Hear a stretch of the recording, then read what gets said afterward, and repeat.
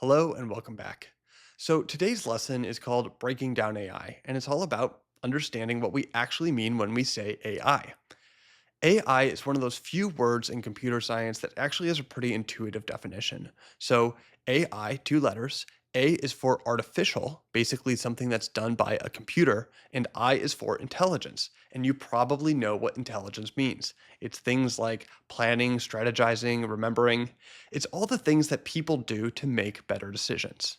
So, what's AI? Basically, if you're using a computer to emulate some aspect of human intelligence, you are doing AI.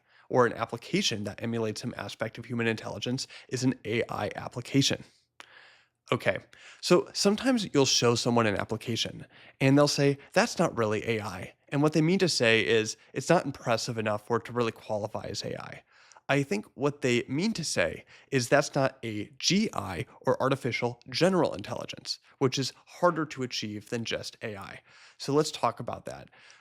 I think the best way to understand general intelligence is to compare it against narrow intelligence. So, narrow intelligence is AI that's just good at doing one thing, while general intelligence is AI that's good at doing lots of things.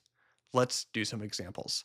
So, Google Maps is the perfect example of an AI application that's just good at doing one thing. It just helps you get from point A to point B. Another one is the Spotify recommendation algorithm. It just helps find you songs or maybe build you playlists. But you couldn't use the Spotify recommendation algorithm to plan a route. You couldn't use Google Maps to pick a song. That's because these are narrow intelligences. They're just good at one thing. On the other hand, a person like you or I are generally intelligent. We can solve lots of different types of problems. I think people are so excited about AI right now because we've gotten so much closer to something that feels generally intelligent. ChatGPT can solve lots of different types of problems. My entire career in AI, up until the last few years, was working on technologies that were fundamentally very narrow. We'd always be working on technologies that were hyper suited to one particular problem. This is the first time in my career I can say I'm working on something that feels closer to general intelligence. It's super exciting.